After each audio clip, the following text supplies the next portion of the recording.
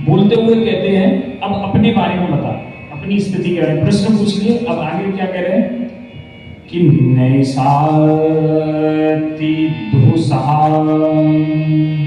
शून्यन्त्यक्तो दमपि बाधते पिबन्तं त्वन्मुखाम्भोज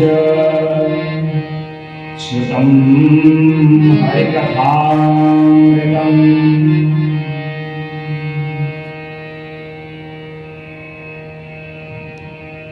कि मृत्यु द्वार पर मैं खड़ा हूं। परीक्षित महाराज एकदम कुछ दिन के बाद तक्षक आएगा और उन्हें डसेगा और वो देह छोड़ देंगे। उन्हें पता है कि मृत्यु द्वार पर होते हुए अपने व्रत के कारण मैंने जल अन्न कुछ भी ग्रहण नहीं किया है। पिछले 5 दिन से मैं ऐसे ही कथा सुन रहा हूं, फिर भी मुझे कोई कमजोरी महसूस नहीं हो रही है। आपके श्री मुख से, आपका ये जो कमल रूपी मुख है पिबंतम, इस मुख से जो कमल रूपी मुख से जो रस निकल रहा है भगवान की चर्चाओं के बारे में, उस रस का मैं पान करना चाहता हूं, वही मेरी तुष्टि कर रहा है। केवल इसी रस के पान की वजह से मुझे भूख नहीं लग रही, मुझे प्यास नहीं लग रही है। वो तो ठीक है, अगर हमें कोई बोले कि आपकी 4 दिन के बाद मृत्यु होने वाली है तो क्या करोगे? पहले दिन प्लानिंग होगी, पूरी व्यवस्थाएं बनाई जाएंगी।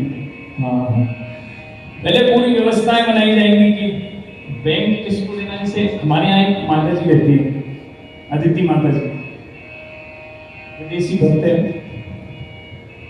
तो अभी समय मतलब माता जी तो अभी ठीक है, मतलब जाने के वो नहीं है। तो एकदम उनकी इच्छा जागृत हुई, तो बोली कि पता नहीं कब ये शरीर छूट जाए तो मेरा दाह संस्कार कौन करेगा, मेरे बैंक में जो पैसे हैं उनका क्या होगा, हमारा ये जो कमरा यहाँ पे है इसका क्या होगा, मेरे सामान का क्या होगा, कोई आगे पीछे है नहीं, क्या करेंगे? तो मैंने कहा आप बताइए क्या करेंगे। बोलते कि ठीक है, I will make my will. Will मतलब मैं अपनी रिटिंग मतलब लिखित में एक इच्छा लिखूंगी और गवर्नमेंट से रजिस्टर करा के उसको हम दे देंगे, जिससे वो वहां पे वो लोग उसे दे सके। ऐसे लोग मतलब व्यवस्थाएं करते, वो तो भक्त है, तो उन्होंने तो कुछ रखना नहीं है, इसीलिए पहले से व्यवस्था कर दी कि कोई झगड़ा ना हो बाद में। ये इनको ले लेना मेरे ठाकुर जी, ये माता जी लेके जाएंगी, मेरे सामान ये लेके जाएंगे, बैंक का बैलेंस जो है वो गुरु जी को समर्पित करना है, ये सारी चीजें की उन्होंने तो ठीक किया। लेकिन अगर हमें कोई बोलता है तो इसकी हमारे पास कोई भी प्लानिंग नहीं है। ये सबसे गंभीर विषय है कि ये सब जानते हैं, और सबसे गंभीर विषय है कि कोई भी कभी भी ये शरीर छोड़ सकता है, कभी भी मर सकता है, लेकिन कोई भी इसकी व्यवस्था नहीं करता है। कोई भी ऐसे सोचता ही नहीं है कि शायद मैं मरूंगा भी, इसकी तो कोई व्यवस्था ही नहीं, कोई प्लानिंग ही नहीं। इसीलिए चाणक्य पंडित एक बहुत सुंदर उदाहरण देते हुए कहते हैं कि जो उच्च कोटि के विद्वान होते हैं वो अपनी मृत्यु को सामने रखकर ये जीवन जीते हैं।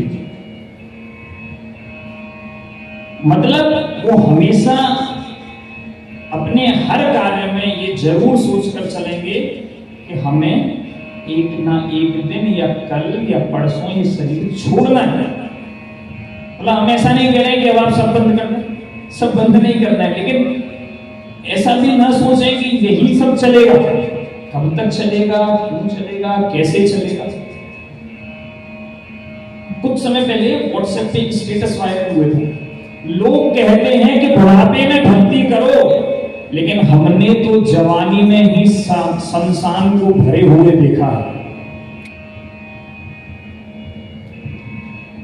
हमने तो जवानी में ही संसार को भरे हुए देखा, संसार को भरे हुए देखा है।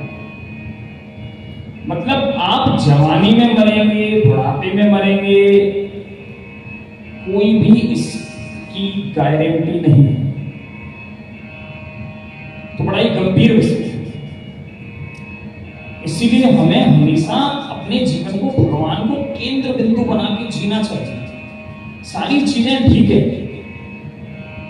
लेकिन हमारा जो मुख्य उद्देश्य है वो श्री भगवान के चरणों की सेवा करना, श्री भगवान को प्रसन्न करना है। जिस समय हम इस सोच से, इस विचार से हटते हैं, उसी समय से हम आत्मघाती बनने लगते हैं, अपनी आत्मा का हनन करने लगते हैं।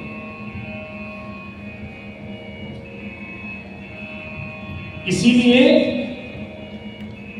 अब आप सोचिए कि आपको बोलता है कोई कि 4 दिन बाद आपकी मृत्यु हुई, तो आप ये सोचेंगे कि आराम से, मतलब मैं खाली कथा सुन, सब कुछ बंद कर दो, आराम से जाके घर पे अकेले में बैठ के सोचना क्या वास्तव में ऐसा है? शायद पहला उत्तर ना ही आएगा। आपको कथा सुनने के लिए भी अपने आप को तैयार करना पड़ता है, संघर्ष होता है। और सुखदेव गोस्वामी चतुर्थ दिवस के शाम से ये प्रसंग शुरुआत होता है, दसम स्कंद की जो शुरुआत होती है वो चौथे दिन की शाम से होती है। खाली 3 दिन बचे हैं। उसमें परीक्षित महाराज प्रश्न करते हुए इतने सारे सुंदर सुंदर प्रश्न पूछ रहे हैं, जिनकी चेतना का स्तर बिल्कुल ऊंचा है, और सुंदर प्रश्न करते हुए पूछ रहे हैं कि मैं चाहे भूखा हूं, प्यासा हूं, मैं कुछ खा नहीं रहा हूं, पी नहीं रहा हूं, कुछ समय बाद मैं ये देह छोड़ दूंगा, लेकिन इन सबकी तुष्टि हो रही है। जो आपके मुख से जो रस निकल रहा है, मैं इसे पी रहा हूं, मतलब इस रस का पान कर रहा हूं।